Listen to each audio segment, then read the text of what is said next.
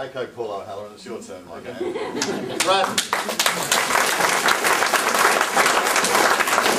The Northwest Coast, the spiritual heartland of Tasmania. Now, I'm about to take you on a spiritual journey in a moment. I am standing for the Greens in Braddon in the federal election. As far as I know, I'm the only anti-mill campaigner there. You'll be pleased to know that there are a lot of support. There is a huge amount of support there. We're getting people coming to the shows, people contacting me, what can we do about the pulp mill? There is a huge amount of support. People feel so disenfranchised, they feel marginalised, they feel powerless, and they are angry, just like I'm angry. And we are going to stop this mill. Yes.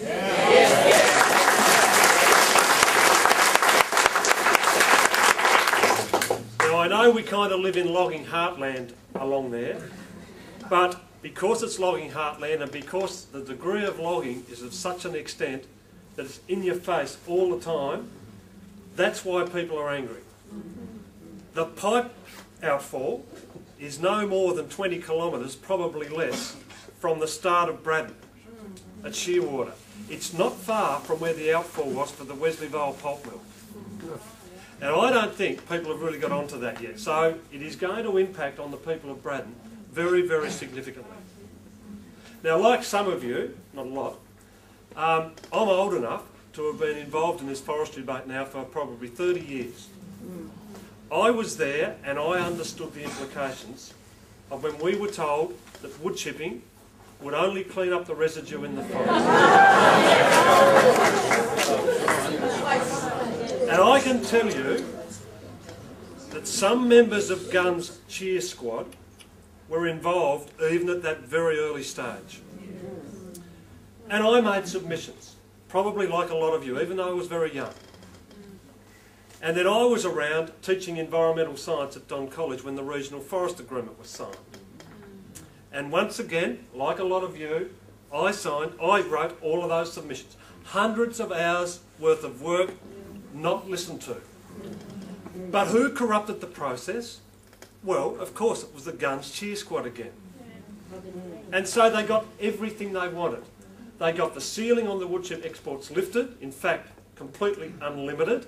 So then we got to the stage where we can actually export 5, 6, 7 million tonnes of wood chips in a state that is special. And it's the specialness of this place, I think, and the lifestyle that we want to enjoy that we are trying to protect. And then, like all of you, I was there before the last federal election when Howard stormed into town and signed the Community Forest Agreement. You know, this was the agreement that was going to protect 18 or 19,000 hectares of high conservation value, old growth forest. And we were given, and we've been given over the years, $800 million for the industry to restructure. And do you know what that money's been used for? Well, it's certainly partly been used to drive roads into those very areas that Howard promised to protect. And the latest insult is a road through the Tarkine, which will cut 2 hours log truck travel to the pulp mill. And we're being told, but Paul, it's only a tourist road. Well, I'm sorry, but I've had enough of it. Now, I wondered what to talk about, and I won't talk much longer, Bob. But this, like you, this is affecting my emotional health. So I know all about the physical health impacts and all those other things. I'll just take you on a journey from when I leave home to when I get to work. So I live at North Malt. In the autumn, my family and I are blanketed in smoke many mornings. I drive down onto the highway at Ulverston, and then I see endless loads of wood chips and truckloads of logs heading in all directions, me not knowing where they're going. One of the obscenities is that I see pine logs coming from the west coast to Scottsdale of what I seem to think are fairly inferior quality, and coming the other way to the Burnie Wharf for export, I see fine round pine logs being sold by somebody for export. And don't you think it's strange that Bob Brown and the Greens have been crying out about this issue now for many, many years, and it's only since Gunns bought out Ozpine that Eric Betts comes up and speaks out about it. And then I drive past the woodchip pile at Burnie. It's another emotional downer for me. I see the piles of woodchip coming from Hampshire, going into the woodchip pile. I see the whole logs, hardwood logs, being exported by who knows who. And I've got a letter here with the cheque that I sent to Forestry Tasmania to try and help Alana Beltram out, to help them pay her costs for $10, which has been returned by Forestry Tasmania, assuring me that the industry is saw log driven. And if I drive a little further to where I used to live, I was brought up at a place called Mayuna, which is right out the back of Wynyard. Now, you've probably heard about the debacle that is Preolina. Well, I went to Preolina Primary School as a kid. That whole community, which supported 250 people, a school of 60 kids, my mum and dad, in a tight-knit rural community.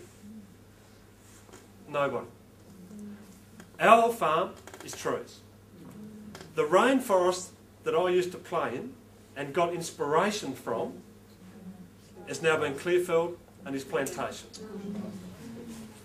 Now, if this pulp mill goes ahead, we are going to see double all of those things that I just talked about. It is absolutely disgusting and we must stop it. And Ben, you picked up on a point that I was actually going to mention, and that is the log supply agreement. I think one place where we can become very powerful, we need to expose the log supply agreement. We need to know what volumes, for how long, because who says? Lennon, Gay, the Cheer Squad, they're all saying we're going to phase in using plantation timber after a few years. Yeah, well, what a joke that is, right? We also need to know where it's coming from, who owns it, what subsidies we're going to be giving to Gunns, and who carries the risk. So I think, Bob, that one thing we can do as a group is, one, is vote for anti-mill campaigners and support them, and two is expose this filthy wood supply agreement, which I understand was probably signed by Brian Green.